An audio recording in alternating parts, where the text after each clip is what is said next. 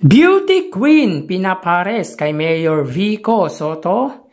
Yan ang pag-uusapan natin patungkol sa kinabibiliban, hinahangaan at para sa akin pinakamahusay na punong lungsod sa buong Pilipinas. Ngayong araw po yan ng Linggo, June 8. Pero bago natin yan talakayin mga kaparokya ay humihiling ako sa inyo na pakisubscribe ang aking YouTube channel.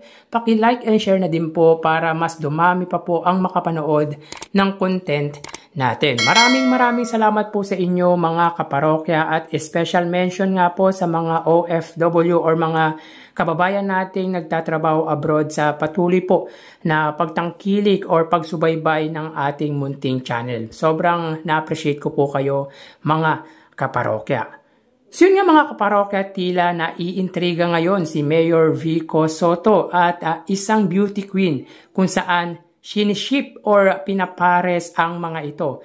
Alam naman natin mga kaparokya na talagang mailap ang butihing mayor pag-usapan ang patungkol sa love life. At pinagdidiinan nito na focus lang siya sa trabaho. Nakatuon lang ang pansin nito sa pagpapaayos, pagpapaganda at pagmamalasakit sa mga Pasigueño.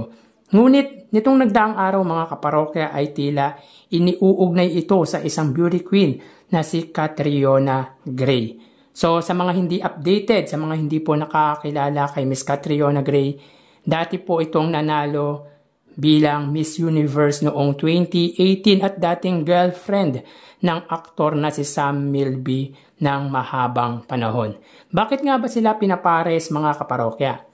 Dahil napansin po ng mga netizen na nagpalitan ang mga ito ng following sa kanilang Instagram account.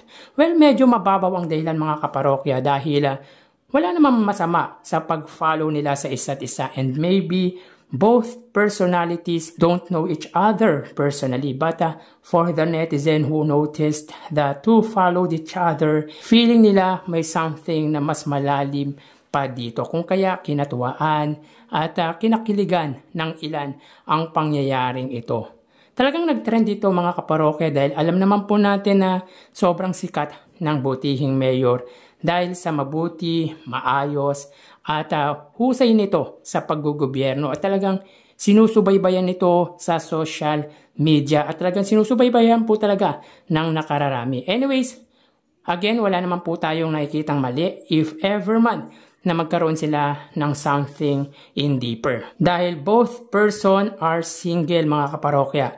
Wala naman pong girlfriend si Mayor Vico Sotto at wala naman pong boyfriend si Miss Catriona Gray. They also have a purpose in life. They are the advocate of helping people, particular nga po sa mga mahihirap nating kababayan. But again, it's just following each other lang naman. Baka pinagtagpo lang sila sa social media ng tadhana dahil nga may mga layunin nito sa buhay. Tsaka, bakit naman hindi? Pareho naman silang matalino. Maganda si Catriona, gwapo si Mayor Vico Sotto at meron silang may mabuting puso. Pero handa na ba ang mga Pasigueño na magkaroon ng love life ang butihing mayor? Sa mga Pasigueño out there, handa na ba kayo magkaroon ng love life si Mayor Vico Sotto? Bagi ba sila? Handa na ba ang mga sumusuporta kay Mayor Vico Sotto na magkaroon ng first lady or magkaroon ito ng first lady? Alam nyo mga kaparokya, nakakatuwa lang kung iisipin. Pero for sure, hindi nagpapadala si Mayor Vico Sotto sa gantong issue kasi focus siya to serve people in Pasig, to do his job as a public servant more well. But only time will tell and God knows everything.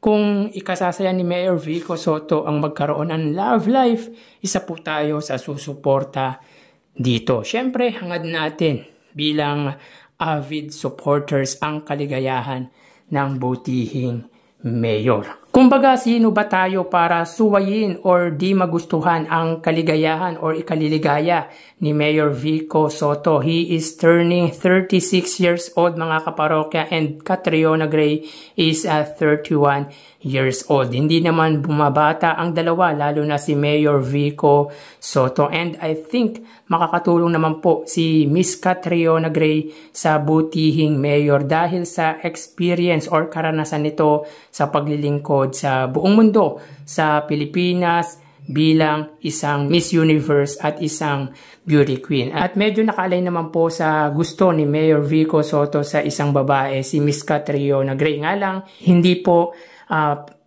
politiko si Catriona Gray, pero maganda ito, matalino at kaparehas niya na may tungkuling tumulong sa mga tao, sa may hirap na nating kababayan. Attractive naman sila pareho at siguro mga kaparokya, purpose attract purpose talaga. Kaya ang mabuting puso nila ang naghanap sa isa't isa. Pero again, dun pa din po tayo sa ikaliligaya or ikasasaya ni Mayor Vico Sotto, yung hindi siya madidistract kahit anuman or sino man ang harapin niya sa buhay. So kayo mga parokya, anong masasabi nyo patungkol po dito? Hanggang dito na lang po tayo. Magsiingat po tayo palagi at lalo na naulan po. Magsiingat po tayo, magdala po tayo ng payong pananggalang po sa pagbuhos ng ulan at makaiwas sa sakit.